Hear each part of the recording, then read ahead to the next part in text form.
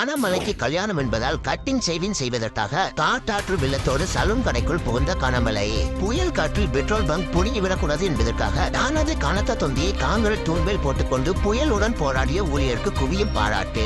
அரிசி வாங்குவதற்காக கொடுத்த 50 ரூபாய் பணத்தை ஆட்டக்காரிக்கு அன்பளிப்பாக கொடுக்க முயன்ற மகனை செல்ல மகன் என்று கூட பார்க்காமல் சிறுபால் அடித்து துரத்திய தந்தை. நரசம்மா 4 மணி டியூட்டியை முடித்து செல்வதை நோட்டமிட்ட முதியவர் சைக்கிளுக்கு காத்தடிக்கும் பம்பென நினைத்துக் கொண்டு பிரஷர் மிஷினை பிசுக்கி பிசுக்கி பார்த்த 37 வயது முதியவர். மொக்க பாடலுக்கு நடனமாடிக்கொண்டிருந்த மொக்க ராசாவின் கழுத்தெலும்பை கதறவிட்ட காக்கா குமார். காங்கையின் காளையிடம் செல்வி எடுப்பதற்காக சென்ற கன்னியப்பனை கண்ணி கழிப்பதற்காக காலை தூக்கி போட்டு கன்னியப்பனை கதறவிட்ட காங்கையின் காளை. பப்ஜி விளையாடுவதாக நினைத்துக் கொண்டு பக்கத்து வீட்டு பப்பியின் தலையில் ஹெட்செட் போட்டு விளையாடிய தண்டனக்கா டாமி.